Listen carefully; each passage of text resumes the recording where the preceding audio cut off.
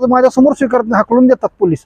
म्हणजे हे private limited कुठल्या तरी अख्खाचा फोन येतो आणि त्यावेळेस त्याचा खोटा गुन्हा जरी असला तरी तिथं त्यांची तक्रार हालचाल रेस्ट नाही यांच्याकडे, नाही कुठल्या वरिष्ठ अधिकाऱ्यांचं पदाधिकाऱ्यांचा फोन नाही, नंबर नाही किंवा काय नाही. तुम्ही सोशल मीडियावरती काही पोलीस स्टेशनच्या संदर्भामध्ये आक्षेप नोंदवलेला आहे, तो नक्की प्रकार काय आहे?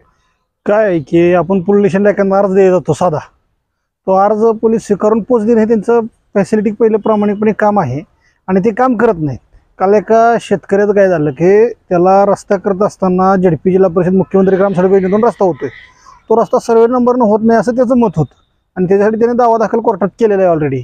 मग त्याने एक तो अर्ज लिहिला की ते कॉन्ट्रॅक्टदाराला माझे भूसंपादन कोणते केलेलं नाही, काय नाही आहे आणि हे भूसंपादन झालेलं नाही, मला कुठली पूर्व नोटीस नाही, माझ्यामधून रस्ता करतात. त्याने कॉन्ट्रॅक्टदार विचारलं, कॉन्ट्रॅक्टदाराने त्याला जीव मारण्याची धमकी दिली, वाहनं अंगावर घालण्याचा प्रयत्न केला आणि रस्ता करायला चालू केला.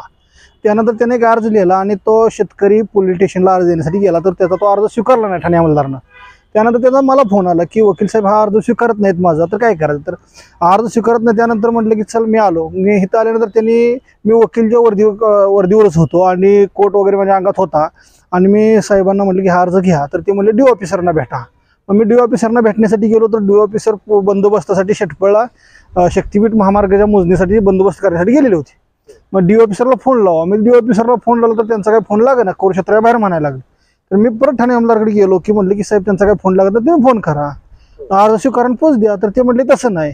मग अर्ज ते वकील आणि एक सामाजिक कार्यकर्ता, मी एक शेतकरी संघटनेचा पदाधिकारी म्हणून या आटपाडी तालुक्यात 10 वर्षाला काम करतो, दोन्ही तालुक्यात खानापूर आटपाडी विधानसभा मतदारसंघातून. ह्या 10 वर्षात मी काम करत असताना सर्व अधिकाऱ्यांच्या बघण्याच्या ओळखी आल्या आणि ह्यातून माझा वकील असून सुद्धा आणि एक पदाधिकारी असून अर्ज स्वीकारत नाही तो.